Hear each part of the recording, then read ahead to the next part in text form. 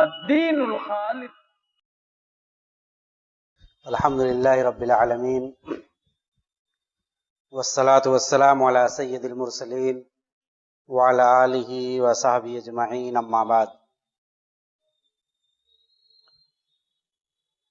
تمام قسم کی حمد و ثنا، کبریائی اور بڑائی اس اللہ ذات واحد کے لیے لائق و زیبا ہے جس نے ہم سب کو پیدا فرمایا اور پیدا کرنے کے بعد ہم سب کی رشد و ہدایت کے لیے، آخرت کی تیاری کرنے کے لیے، دنیا میں جنت کے طلب کے لیے جس رب نے انبیاء کرام کا ایک بڑا سلسلہ جاری کیا، جس کی آخری کڑی اللہ کے حبیب خاتم النبیین سید المرسلین امام الاولین والآخرین رحمت للعالمین محمد صلی اللہ علیہ وسلم ہے. بعد درود و سلام نازل ہو اللہ کے تمام رسولوں پیغمبروں پر، خصوصاً اللہ کے آخری نبی محمد الرسول اللہ صلی اللہ علیہ وسلم پر. آج میں آپ حضرات کے سامنے جس اہم موضوع پر کچھ باتیں کروں گا وہ بہت ہی اہم اور خاص ہے، اس معنی کر کے کہ آج سماج اور معاشرے میں آئیڈیل کسے بنانا چاہیے، سماج اور سوسائٹی کو ہم کیسے بہتر سمت میں لے جا سکتے ہیں، وہ کون سی شخصیت ہے کہ اگر ہم اس شخصیت کو آئیڈیل بنا لیں تو ہمارا معاشرہ، ہمارا سماج، ہماری سوسائٹی ایک بہترین سماج بن سکتا ہے. اللہ رب العالمین نے بیان فرمایا، اعوذ باللہ من الشیطان الرجیم، بسم اللہ الرحمن الرحیم، وَلَكِنَّ اللَّهَ حَبَّبَ إِلَيْكُمُ الْإِيمَانَ وَزَيَّنَهُ فِي قُلُوبِكُمْ وَكَرَّهَ إِلَيْكُمُ الْكُفْرَ وَالْفُسُوقَ وَالْعِصْيَانَ أُولَئِكَ هُمُ الرَّاشِدُونَ. کہ اللہ رب العالمین نے مسلمانوں کے لیے ایمان کو پسند فرمایا. حبب الیکم الایمان، اللہ نے اے مسلمانوں تمہارے لیے ایمان کو محبوب بنایا ہے. وزینہ فی قلوبکم، اور اس ایمان کو تمہارے دلوں میں رچا بسا دیا ہے، اسے دلوں میں مزین کر دیا ہے. اللہ نے مسلمانوں کے دلوں میں ایمان کو مزین کر دیا ہے، سجا اور سنوار دیا ہے. وَكَرَّهَ إِلَيْكُمُ الْكُفْرَ وَالْفُسُوقَ وَالْعِصْيَانَ، اور اللہ تعالیٰ نے ان مسلمانوں کے لیے کفر، فسق و فجور، غلط کام، گناہ کے کام اور نافرمانی کے کاموں کو اللہ نے مسلمانوں سے ناپسند کیا. تو یہ جو لوگ ہیں کہ جو لوگ ایمان کی حفاظت کرتے ہیں اور کفر، فسق و فجور اور نافرمانی کے کاموں سے اپنے آپ کو بچاتے ہیں، اللہ تعالیٰ کہتا ہے کہ اولئک ھم الراشدون، یہی وہ لوگ ہیں جو ہدایت یافتہ ہیں، یہی لوگ نیک ہیں، یہی اچھے لوگ ہیں. حبب الیکم الایمان کا مطلب اے حب اللہ و حب الرسول، اللہ نے ایمان کو محبوب بنایا ہے مسلمانوں کے لیے. تو یہاں ایمان سے مراد حب اللہ و حب الرسول، اللہ سے محبت اور اس کے رسول سے محبت. اس کا مطلب یہ ہے کہ اللہ کے نبی سے محبت کرنا یہ اللہ کی طرف سے انعام ہے، اور اللہ کے نبی سے محبت کرنا صرف ایمان کا حصہ نہیں، حقیقت میں ایمان ہے. وہ کیسے؟ آج میں اسی آئیڈیل شخصیت پر گفتگو کروں گا. وہ آئیڈیل ہمارے ہیں محمد رسول اللہ صلی اللہ علیہ وسلم، جن کی شخصیت نے عرب کے صحراؤں میں جو سرسبز و شادابی پھیلائی، اور جس انداز سے عرب کے بدو دیہاتی لوگوں نے اسلام قبول کرنے کے بعد دنیا میں اپنے پرچم کو بلند کیا، اسی شخصیت کا تذکرہ ہوگا۔ موضوع ہے محبت رسول اور اس کے تقاضے۔ رسول کا ہم اور آپ کلمہ پڑھتے ہیں، رسول کو ہم اور آپ سنتے ہیں۔ جب ہمارا بچہ کلمہ پڑھنے کے لائق ہو جاتا ہے تو ہمیں خوشی ملتی ہے کہ بچہ کلمہ پڑھتا ہے، لیکن اس کے تقاضے کیا ہیں؟ تقریریں بہت سنتے ہیں، نبی کا نام بہت آتا ہے، لیکن تقاضا کیا ہے؟ کیا ہم واقعی محبت کر رہے ہیں؟ اپنے زندگی کے دیگر مسائل کے ساتھ کیا ہم واقعی اللہ کے نبی سے محبت کرتے ہیں؟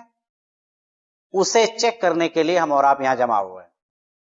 کوشش ہوگی کہ قرآن اور حدیث کی روشنی میں اس بات کی اہمیت کو جان کر ہم اور آپ اللہ کے نبی صلی اللہ علیہ وسلم سے حقیقی اور سچی محبت کرنے کی کوشش کریں گے کہ محمد سے وفا تو نے تو ہم تیرے ہیں۔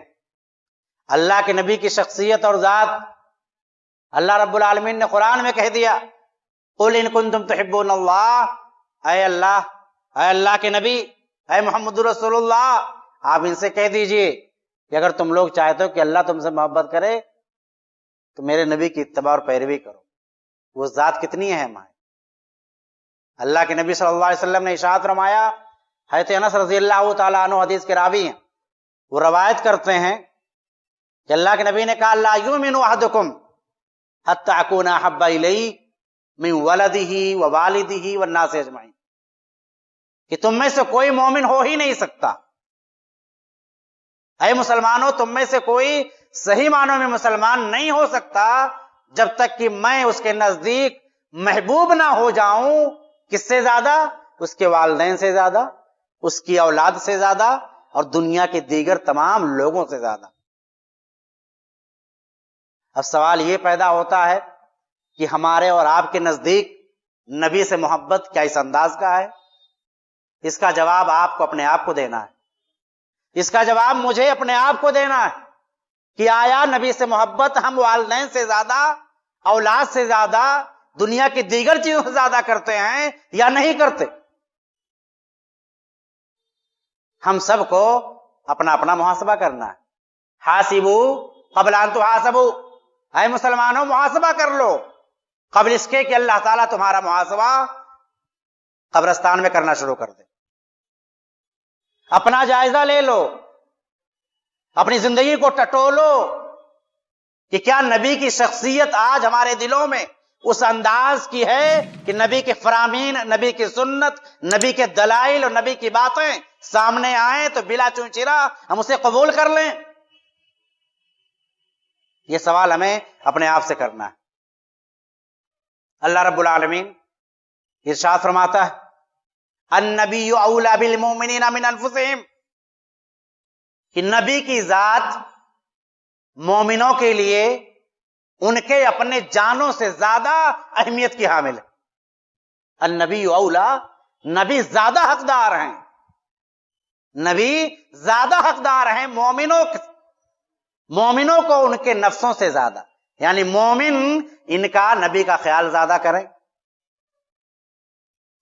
عبداللہ بن ہشام رحمہ اللہ روایت کرتے ہیں فتح الباری جلد نمبر 1 صفحہ 59 پر، وہ کہتے ہیں کہ ایک مرتبہ حضرت عمر بن خطاب رضی اللہ تعالیٰ عنہ اللہ کے رسول کے پاس آئے۔ انہوں نے سوچا کہ بہت بڑی بات میں اللہ کے نبی کو بتانے جا رہا ہوں۔ کہا، اللہ کے رسول، آپ میرے نزدیک میری جان کے علاوہ دنیا کے تمام چیزوں سے زیادہ محبوب ہیں۔ میری جان کے علاوہ آپ دنیا کی تمام چیزوں سے زیادہ محبوب ہیں۔ اللہ کے رسول صلی اللہ علیہ وسلم نے کہا، قسم ہے اس ذات کی جس کے ہاتھ میری جان ہے، قسم ہے اس ذات کی جس کے ہاتھ میں میری جان ہے، اے عمر تم اس وقت تک مومن نہیں ہو سکتے جب تک کہ میں تمہارے جان سے بھی زیادہ محبوب نہ ہو جاؤں۔ عمر بن خطاب نے سنا اور فوراً کہا اللہ کے رسول اب آپ میری جان سے بھی زیادہ محبوب ہو گئے۔ اللہ کے رسول نے کہا اب اے عمر، یعنی اے عمر اب تمہارا ایمان جا کر مکمل ہوا۔ یہ حدیث ہے اور یہ ہم لوگ ہیں اور ہمارے پیچھے ہمارے اعمال ہیں۔ اب ہمیں اور آپ کو جائزہ لینا ہے کہ آیا عمر بن خطاب رضی اللہ تعالیٰ عنہ نے جو بات کہی تھی وہ ہمارے اندر ہے؟ کیا ہم واقعی دنیا کی تمام چیزوں سے زیادہ نبی سے محبت کرتے ہیں؟ کیا واقعی سماج اور معاشرے کے رسم و رواج، خاندان اور برادری کی ناک نہ کٹ جائے کہ اس صورت میں ہم اور آپ ان تمام چیزوں کو بجا لاتے ہیں؟ کیا کبھی ایسا ہوا کہ رسم و رواج اور خاندان کو سامنے رکھا ہم نے اور نبی کی سنتوں کو سامنے رکھا اور اس کے بعد ہم نے للکار کر کہا کہ ہمیں نبی کی سنت محبوب ہے، دنیا کے کسی رسم و رواج کو ہم فالو نہیں کرتے؟ یہ بہت بڑا سوال ہے، یہ بہت بڑا سوال ہے۔ حضرت بلال مکہ کی تپتی صحراؤں میں سینے پر رکھے ہوئے بھاری بھرکم پتھر کے نیچے چلچلاتے دھوپ میں احد احد کہہ سکتے ہیں، کیونکہ دنیا کے لوگ ان سے کہلوانا چاہتے تھے کہ تم اللہ کو نہ مانو۔ سوال یہ ہے کہ آج کا مسلمان کیا اس انداز سے اپنے ایمان کو مضبوط کرنے کی کوشش کر رہا ہے؟ اپنے والدین کے خلاف کیا شریعت کے موافقت میں جا سکتا ہے؟ کیا دین کی باتوں میں، نبی کی سنت کو اپنانے میں خاندان اور قبیلے سے دور جا سکتا ہے؟ یہ سوال بہت اہم ہے۔ واقعات اچھے لگتے ہیں لیکن وہ واقعات جب ہمیں اپنی زندگی میں لاگو کرنا ہوتا ہے تب سوال اٹھتا ہے کہ وہ واقعات ہمیں ذہنی سکون کے لیے اچھے لگتے ہیں، عمل کرنے کے لیے اچھے نہیں لگتے۔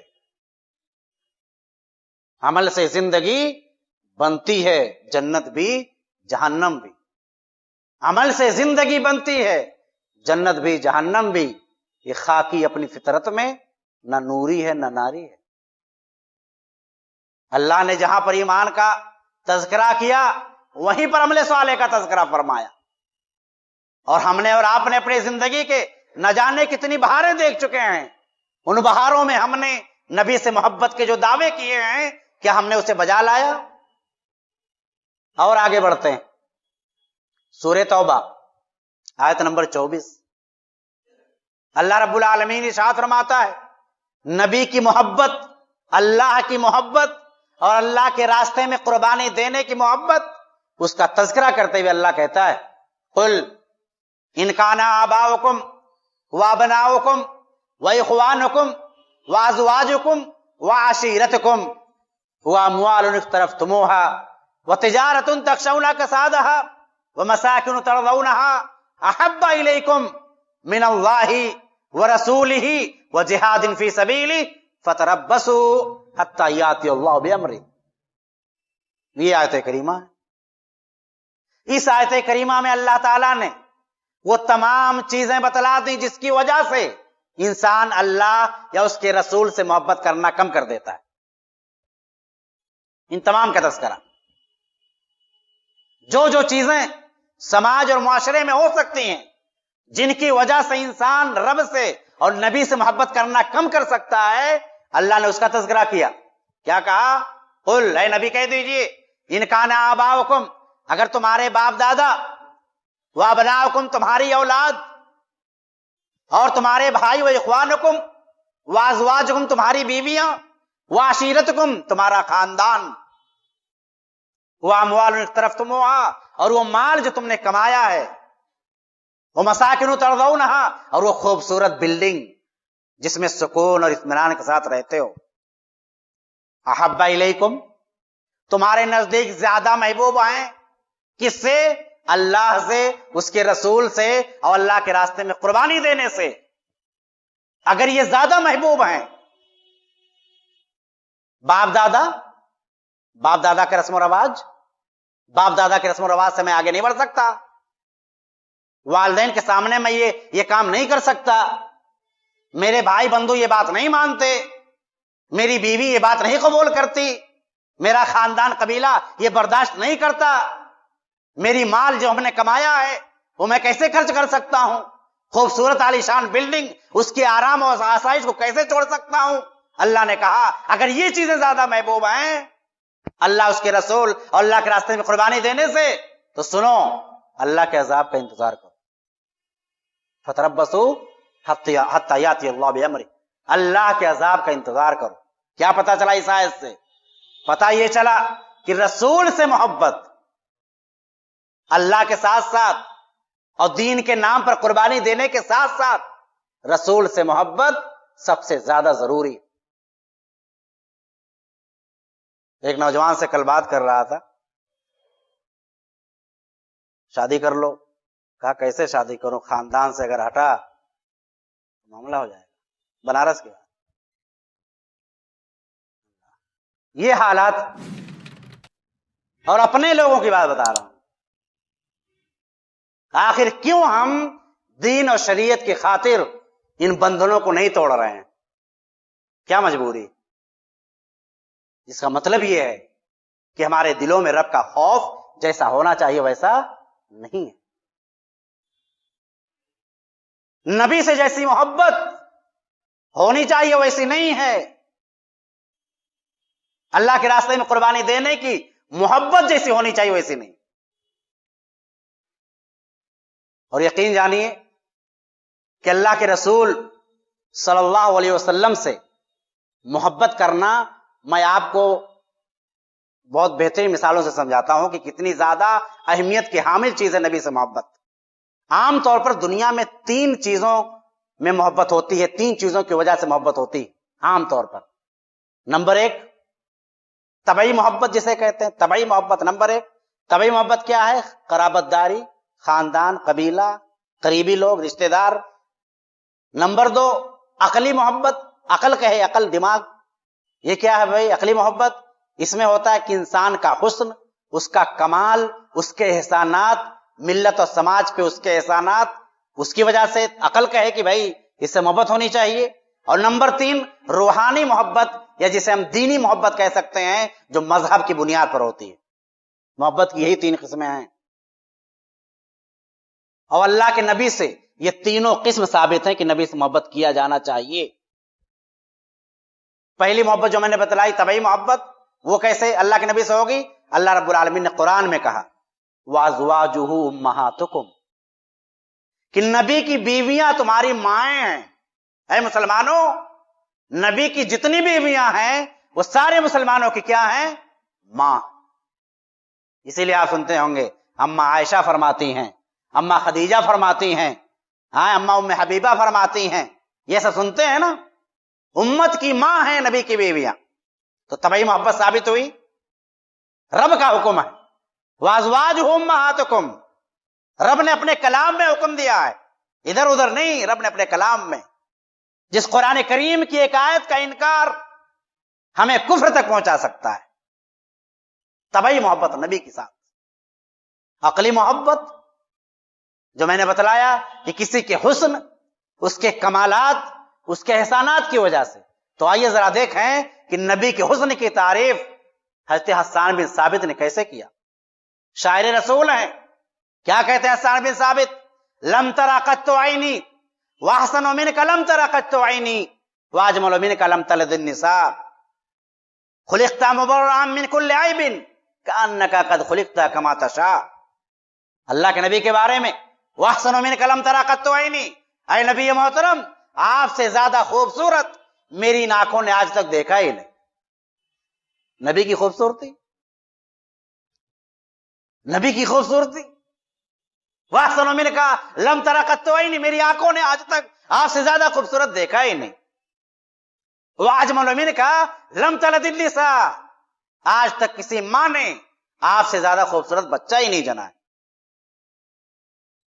خلقت مبرأ من کل عیب، اے نبی آپ تو ہر عیب سے پاک پیدا کیے گئے ہیں.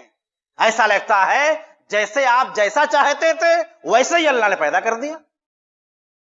یہ نبی کا حسن، یہ نبی کی خوبصورتی. بہت مشہور شاعر اور بہت مشہور کلام. انہی کے بارے میں اللہ کے رسول نے کہا تھا ان من البیان لسحرا، کہ بعض باتیں جادو کا اثر رکھتی ہیں، دلوں کو جھنجھوڑ دیتی ہیں، دلوں پر قبضہ کر لیتی ہیں. یہ حسان بن ثابت کہہ رہے ہیں. حضرت جابر رضی اللہ تعالیٰ عنہ کہتے ہیں کان مثل الشمس والقمر، نبی کا چہرہ آفتاب و مہتاب جیسا تھا، سورج و چاند اس کے سامنے فعل خوبصورتی کی تعریف. عرب کا کلام، عربی کے ماہرین تعریف کر رہے ہیں. یہ نبی کے حسن کی تعریف، نبی کے کمالات. نبی کے کمالات سوچیں، اللہ نے کیا کہا وَمَا أَرْسَلْنَاكَ إِلَّا رَحْمَةً لِلْعَالَمِينَ. اے نبی محترم ہم نے آپ کو سارے عالم کے لیے رحمت بنا کر بھیجا. اس سے بڑا کمال کیا ہو سکتا ہے؟ ہاں، اس سے بڑا کمال کیا ہو سکتا ہے؟ سارے عالم کے لیے رحمت للعالمین. سید الاولین والآخرین، امام الانبیاء، خاتم النبیین. اب اس سے بڑے کمالات کیا ہوں گے؟ حبیب کبریا، شافع محشر. اس سے بڑے کمالات کیا ہوں گے؟ نبی کے کمالات.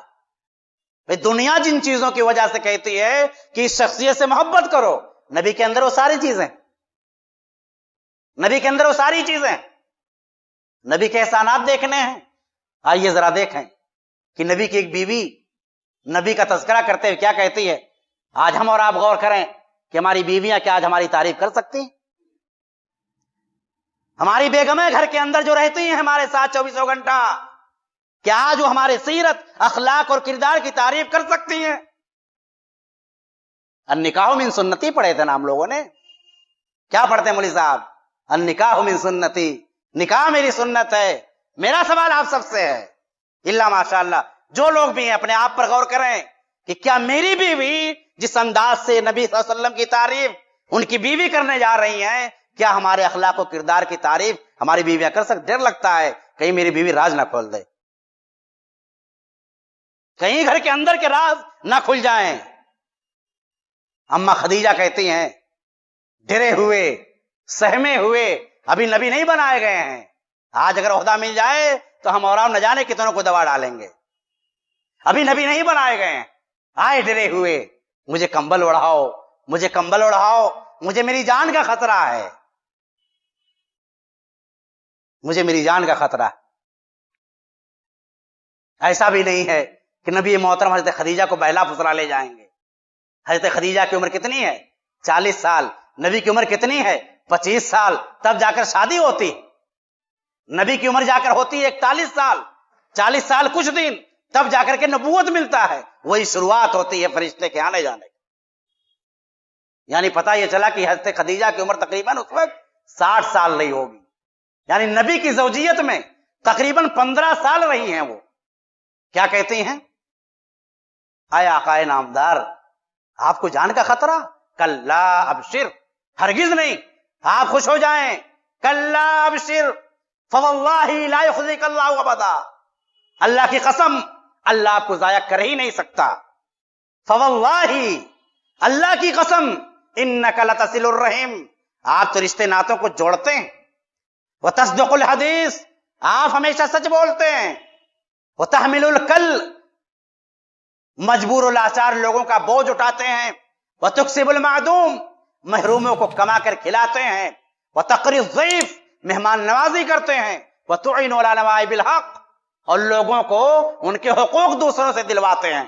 یہ کمالات، 6 کمالات آپ کے اندر یہ صفات ہیں، اللہ آپ کو ضائع کر ہی نہیں سکتا. اگر یہ 6 چیزیں آج کا مسلمان اپنے اندر لے آئے، دنیا کی کوئی طاقت اسے شکست نہیں دے سکتی. دنیا کی کوئی طاقت. یہ 6 چیزیں جو نبی کے اندر تھیں، جو نبی کی بیوی نے جس کی گواہی دی. میرا سوال یہی تھا کہ کیا ہماری بیوی آج ہمارے بارے میں اتنی باتیں کہہ سکتی ہے؟ کہ ہم سب کو غور کرنا. کہ اچھا شوہر، اللہ کے نبی نے کیا کہا تھا؟ خیرکم خیرکم لأہلی وخیرکم لأہلی. اے مسلمانوں سنو، تم لوگوں میں سب سے بہترین وہ شخص ہے جو اپنی بیوی کے ساتھ اچھا رہتا ہے، اور سنو میں تم لوگوں میں سب سے بہتر ہوں اپنی بیویوں کے لیے. آج دعویٰ کر لیں آج ہم دعویٰ کر لیں. یہ بیوی کا تذکرہ میں نے کیوں کیا؟ کیونکہ ابھی کچھ دن پہلے گجرات میں ایک بیوی نے خودکشی کی. اس لیے میں نے کیا کہ ہم سب کو غور کرنا ہے. وہ ویڈیو آیا، لوگوں نے دیکھا، آنسو گر گئے، تھوڑی دیر کے لیے ختم نہیں. پیغام کیا ملا ہم کو؟ ہم نے نصیحت کیا پکڑی اس چیز سے؟ کیا ہمارے گھر کے اندر میری بیٹی، میری بہو، میری بیوی، میرے بچے کیا ذہنی تناؤ کا شکار ہیں؟ حضرت خدیجہ نے یہ چھ کمالات، 6 احسانات گنائے. پھر ریپیٹ کرتا ہوں تاکہ ذہن میں بیٹھ جائے. انک لتصل الرحم، آپ رشتے ناتوں کو جوڑتے ہیں. رشتہ جوڑنا، رشتہ جوڑنا. آج رشتے ٹوٹ جاتے ہیں تو جوڑنے کا نام نہیں لیا جاتا. کوئی غیر آ کر پوچھتا ہے کہ وہ تو آپ کے رشتے دار ہیں، ان سے بات کیوں نہیں کرتے؟ ارے میں کیسے بات کروں، فلاں موقع پر یہ ہوا وہ ہوا، تب سے کوئی بات چیت نہیں. لیس الواصل بالمکافی، ملانے والا وہ نہیں ہے جو برابری کرے. ادھر سے ملیں گے تب ہم ملیں گے. ملانے والا وہ ہے کہ ادھر سے کاٹا جائے، ادھر سے جوڑا جائے. اس کو کہتے ہیں رشتے ناتوں کو جوڑنا. انک لتصل الرحم، پہلی صفت رشتے ناتوں کو جوڑنا. نمبر 2 تصدق الحدیث، سچ بولنا. سچ بولنا، سچائی بہت بڑی. آج موبائل کے زمانے میں اتنے آسانی سے لوگ جھوٹ بول لیتے ہیں، اتنے آسانی سے لوگ جھوٹ بول دیتے ہیں. مزاج بنا لیجئے کہ اگر آپ کو لگ جائے کہ میرا سامنے والا ساتھی مجھ سے جھوٹ بولتا ہے، اس پر بھروسہ کرنا چھوڑ دیجئے. یہ آپ کو جھوٹ بول رہا ہے. ایسا بنیے معاشرے میں کہ آپ کی بات کو سامنے والا سنے تو یقین کر لے. سچ بولنا. تحمل الکل، مجبور اور لاچار لوگوں کے بوجھ کو اٹھانا. کیا مطلب؟ اپنے آپ میں مگن نہیں رہنا، سماج و معاشرے میں حرکت کرنی، بے کس و بے سہارا لوگوں کا سہارا بننا، یتیموں بیواؤں اور یتیم بچوں کا سہارا بننا. تحمل الکل، ان کے بوجھ کو اٹھانا ہے. وتکسب المعدوم، محروموں کو کما کر کھلانا ہے. نبی یہ کرتے تھے، محروموں کو کما کر کھلاتے تھے. وتقری الضیف، 5ویں چیز مہمان نوازی کرتے تھے. وتعین علی نوائب الحق، اور لوگوں کو ان کے حقوق دلواتے تھے. ایک مرتبہ اللہ کے نبی کے پاس ایک شخص باہر سے آیا. وہ جانتا تھا اللہ کے رسول صلی اللہ علیہ وسلم کی شخصیت کو، اور نبی صلی اللہ علیہ وسلم کا روب اس سے پیدا ہوگا اگر یہ 6 چیزیں آپ کے اندر آ جائیں. روب، لوگ آپ سے ڈریں گے غلط کام کرنے سے. ابو جہل کی شکایت کر کے آئے کہ ابو جہل نے میرا اتنا مال لے لیا ہے، وہ دے نہیں رہا. اللہ کے نبی نے فوراً اٹھے اور گئے ابو جہل کے گھر. ابو جہل جو اتنا بڑا دشمن اسلام کا، حیران ہو گیا کہ رسول میرے دروازے پر.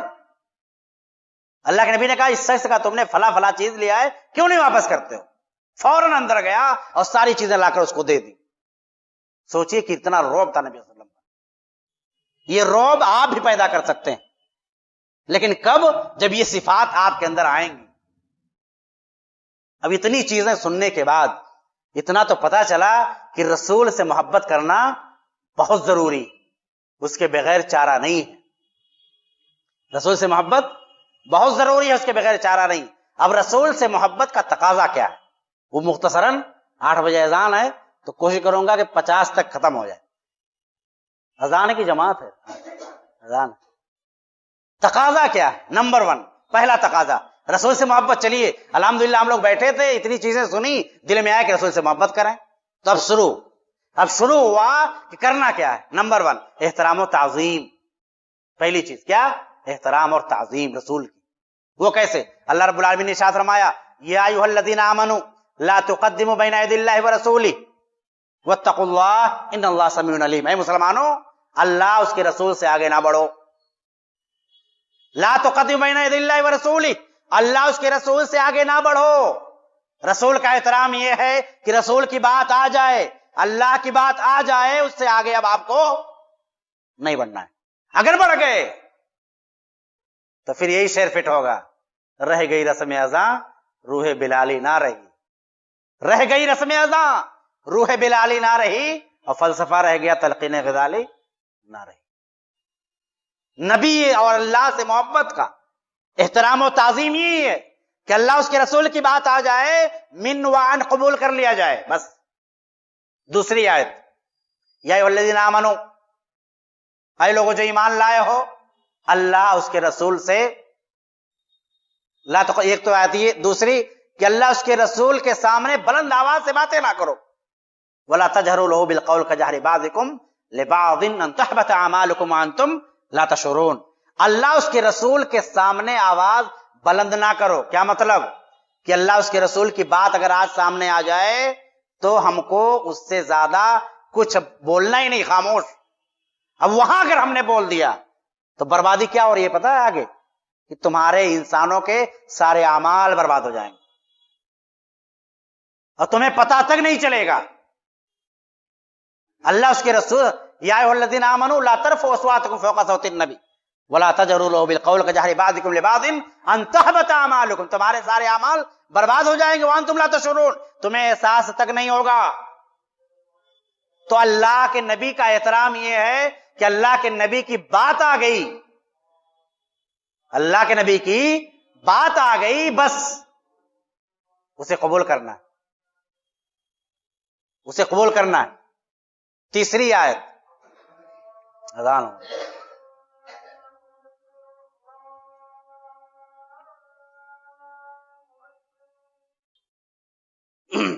بسم اللہ الرحمن الرحیم. تو ایک صحابی تھے، جب یہ آیت کریمہ نازل ہوئی کہ اے مسلمانوں اللہ کے نبی کے سامنے آواز بلند نہ کرو، تو وہ اپنے گھر میں بیٹھ گئے، آ ہی نہیں رہے، اللہ کے نبی کے پاس آ ہی نہیں رہے. جب سے آیت نازل ہوئی اللہ کے نبی نے کہا کیا بات ہے، میں فلاں کو نہیں دیکھ رہا ہوں. تو ابو بکر صدیق رضی اللہ تعالیٰ عنہ گئے تلاش کرنے، اور وہ اپنے گھر میں اندر بیٹھے ہوئے ہیں. کہا کیا ماجرا ہے، تم اللہ کے نبی کے پاس نہیں آ رہے ہو؟ کہا یہ آیت کریمہ نازل ہوئی کہ یہ لوگوں اللہ کے نبی کے سامنے اپنی آواز بلند نہ کرو. اور میری آواز تھوڑی بلند ہے. کچھ لوگ ہوتے ہیں سماج میں کہ آواز ان کی نسبتاً زیادہ ہوتی ہے. ہم لوگ سلفیہ میں پڑھتے تو ہمارے استاد مولانا یحییٰ صاحب، ان کی آواز قدرے بلند تھی. تو کچھ لوگوں کی آواز ذرا بلند ہوتی ہے، تو کہہ رہے ہیں میں اسی ڈر سے نہیں آ رہا ہوں کہ میرے عمل برباد نہ ہو جائے. یہ تھے صحابہ. آج ہم لوگ نہ جانے کتنی تقریریں سنتے ہیں، اور عمل کے میدان میں ہم لوگوں کو پتہ نہیں کب جب جھٹکا لگتا ہے، کوئی حادثہ ہوتا ہے، تب عمل یاد آتا ہے. ایسا نہیں ہونا چاہیے. جیسے جو چیز آ جائے اسے فوراً قبول کر لیا جائے. حضرت ابوبکر صدیق آئے اور اللہ کے نبی کو جواب دیا کہ یہ ماجرا اس لیے نہیں آ رہے ہیں. کہہ رہے ان کو جاؤ کہو کہ تم ان میں سے نہیں ہو، تم تو جنتیوں میں سے ہو. اللہ، تم تو جنتیوں میں سے ہو. یہ تھا احترام کا جذبہ. ایک یہ عروہ ابن مسعود رضی اللہ تعالیٰ عنہ ابھی اسلام نہیں قبول کیے ہیں. صلح حدیبیہ کا موقع ہے، احترام کی بات سنیے. احترام کی بات، وہ سفیر بن کر مکہ والوں کے نبی صلی اللہ علیہ وسلم کے پاس آئے صلح حدیبیہ کے موقع پر. ماجرا دیکھا، واپس گئے اور کہا کہ میں بہت سے بادشاہوں سے ملا ہوں اور ان کے دربار میں گیا ہوں، لیکن نبی کے صحابہ، محمد صلی اللہ علیہ وسلم کے صحابہ جس انداز سے ان سے محبت کر رہے ہیں اور جیسا ان کے اوپر اپنے آپ کو قربان کر رہے ہیں، میں نے آج تک ایسا منظر دیکھا ہی نہیں. میں نے آج تک، یہاں تک کہ وضو کا پانی زمین پہ گرنے نہیں دیتے، اسے لپک کر اٹھا لیتے ہیں. تو یہ احترام تھا صحابہ کا. اور آج ہمارا احترام، ظاہر سی بات ہے نبی بذات خود ہمارے درمیان تو موجود نہیں ہے صلی اللہ علیہ وسلم، لیکن نبی کی تعلیمات قیامت کی صبح تک موجود رہیں گی. اور اللہ کے رسول صلی اللہ علیہ وسلم نے اسی لیے کہا تھا کہ کچھ لوگ ہوں گے جو میرے اوپر مجھے دیکھے بغیر ایمان لائیں گے، اور ان کی خاصیت یہی ہوگی، ان کی خاصیت یہ ہوگی کہ ان لوگوں نے مجھے نہیں دیکھا ہوگا. تو اب ہم لوگوں کی ذمہ داری یہ بنتی ہے کہ نبی سے احترام اور تعظیم یہ کریں کہ نبی کی باتوں کو آنے کے بعد کچھ بھی نہ دیکھیں، اسے قبول کر لیں، اپنے دل و دماغ کو قبول کروا لیں. کسی قسم کی کوئی لالچ آپ کو اس چیز سے نہ روک پائے. تو پہلی چیز نبی سے محبت کا تقاضا یہ ہے کہ نبی کا احترام کیا جائے. دوسری چیز، نبی سے محبت کا تقاضا یہ ہے کہ نبی کی اطاعت کی جائے. اطاعت مطلب نبی کی بات مانی جائے.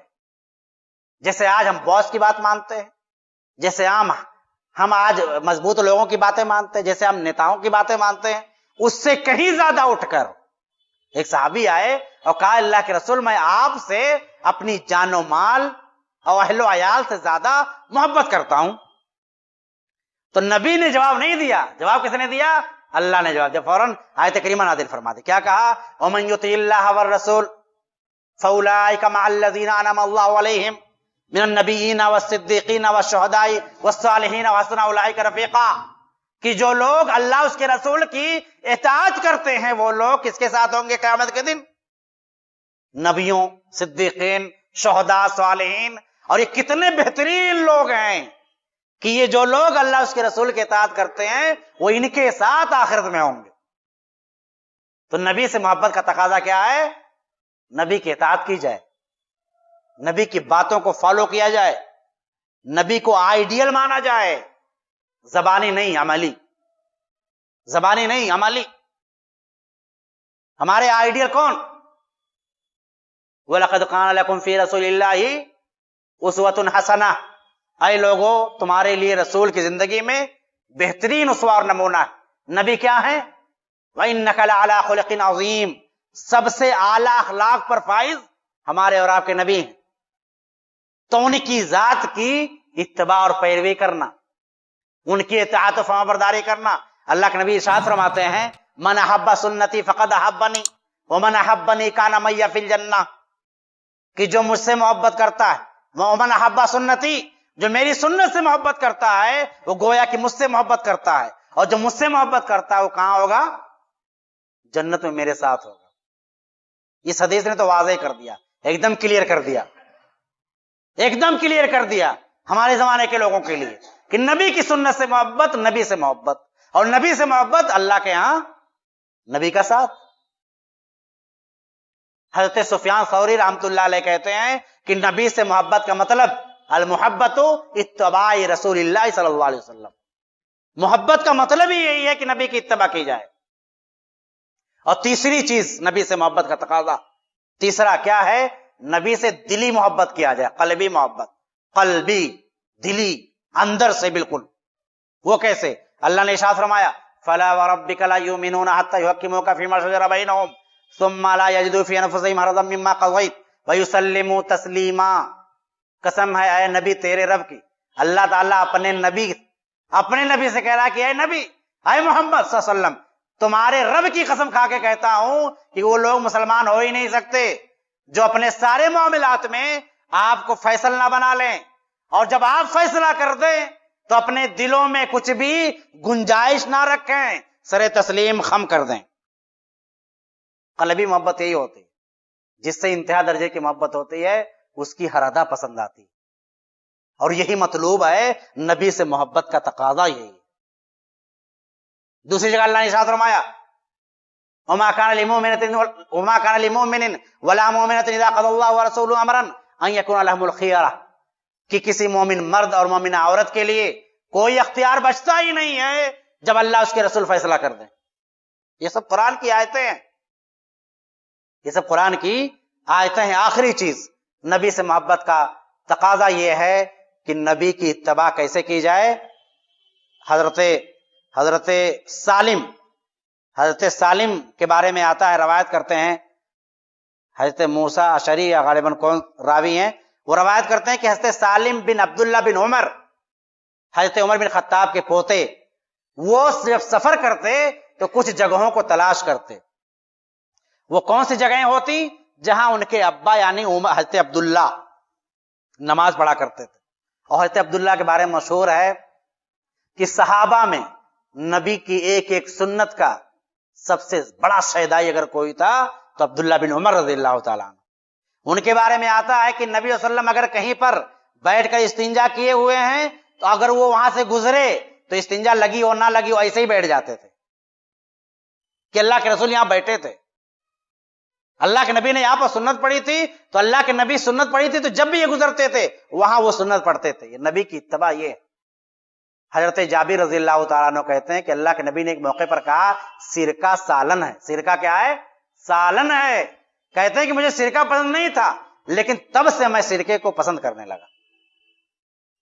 تب سے میں سرکے کو پسند کرنے لگا. ایک حضرت انس رضی اللہ تعالیٰ عنہ اللہ کے نبی کے ساتھ 9 سال 10 سال تک خدمت کی ہیں.